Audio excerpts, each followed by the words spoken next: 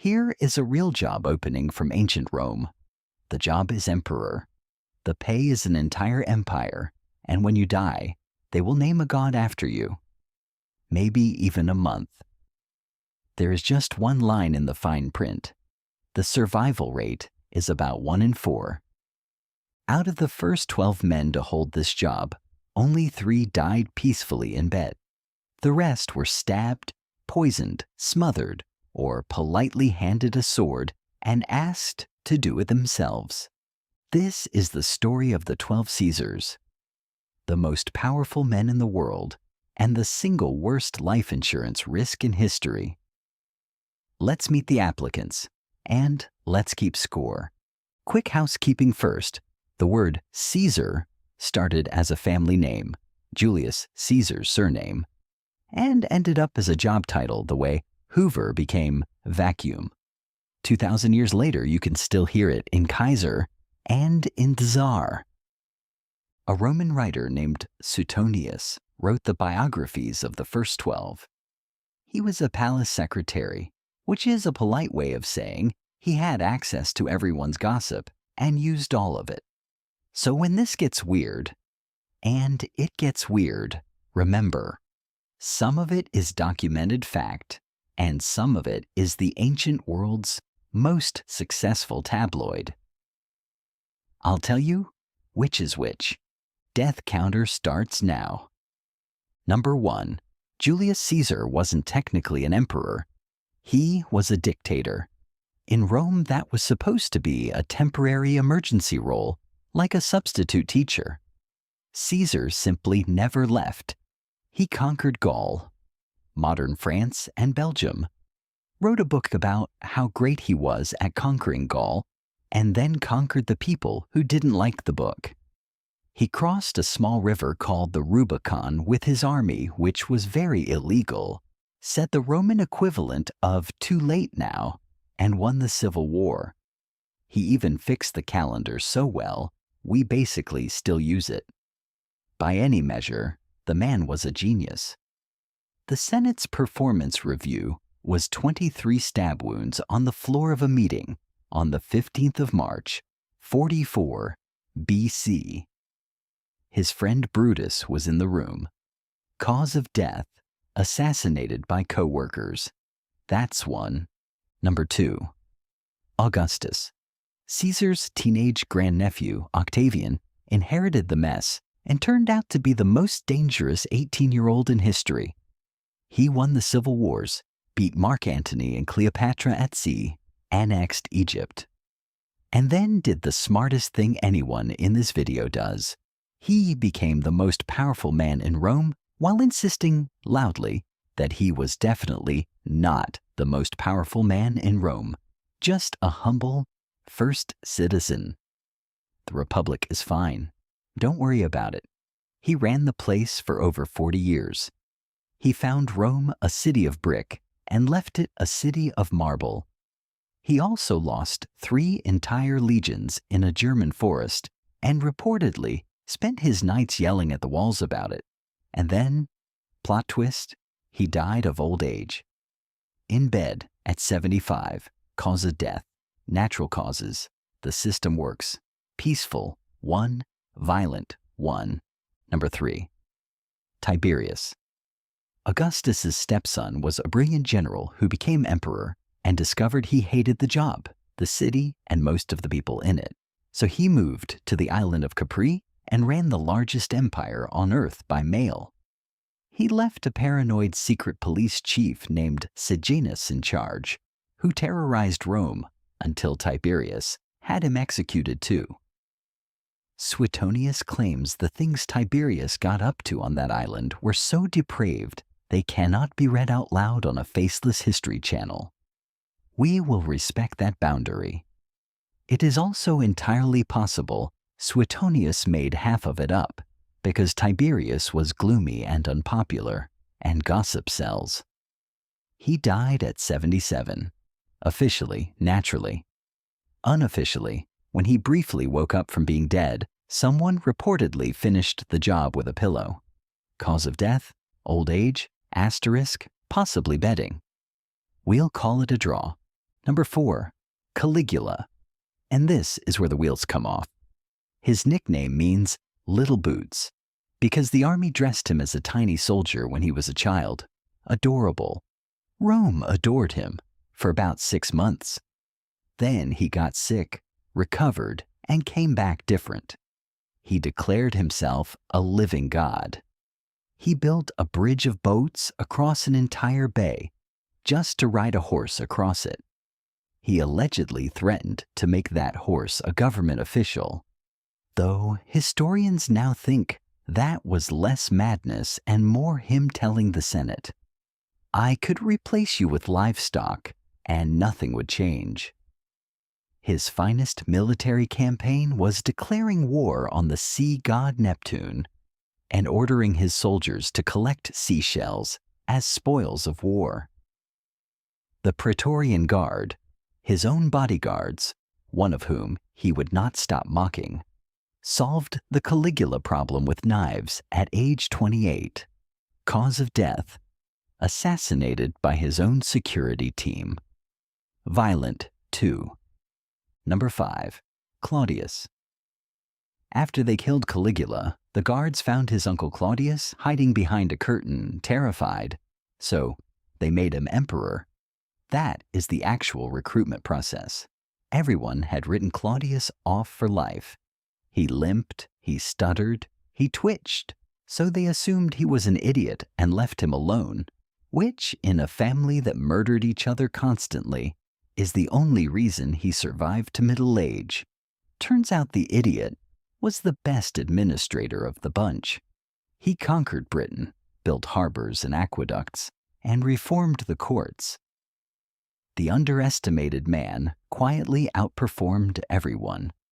His one weakness was his taste in wives. The last one, Agrippina, served him a plate of mushrooms. He did not get up. Cause of death: poisoned by his wife for career reasons. Violent, 3. And those career reasons had a name. Nero. Number 6. Nero took the throne at 16, and for about 5 years, he was actually pretty good. Mostly because the adults were still running things. Then he grew up. He had his mother, the mushroom lady, killed. He had his wife killed. He forced his own tutor, the philosopher Seneca, to commit suicide. When the Great Fire burned most of Rome in 64 AD, Nero needed someone to blame, so he blamed the new religious group in town, the Christians, and launched the first major persecution. The legend that he fiddled while Rome burned isn't quite true, mostly because they hadn't invented the fiddle yet. The vibe, however, was accurate. His real passion was performing, singing, acting, chariot racing, for audiences who were not legally allowed to leave during the show. When the army finally revolted and the Senate declared him a public enemy, he fled and had a servant help him die, sobbing what may be the most theater kid last words in history. "What an artist dies in me." Cause of death: suicide, dramatic. End of the entire Julian dynasty. Violent, 4-ish. With no heir, Rome did the only logical thing. It had 4 emperors in a single year. 69 AD. This part is fast, so stay with me.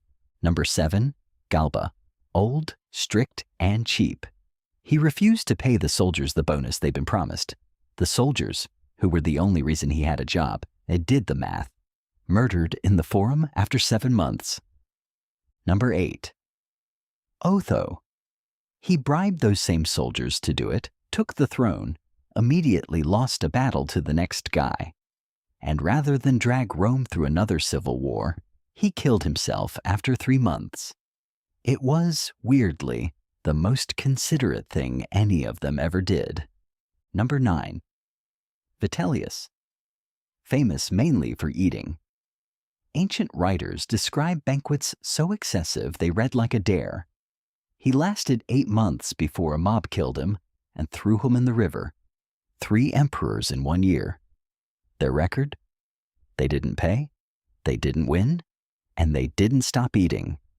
Cause of death: murdered, suicide. Murdered. The scoreboard is getting embarrassing. Number 10. Vespasian. Finally, an adult. A no-nonsense general from an ordinary family who won the chaos and actually fixed things. He rebuilt Rome's finances by taxing everything, including public urine, which was genuinely valuable for cleaning cloth. When his son complained that a urine tax was beneath them, Vespasian held up a coin and asked if it smelled. That is where the phrase, "money doesn't stink," comes from. He invented the dad joke about taxes.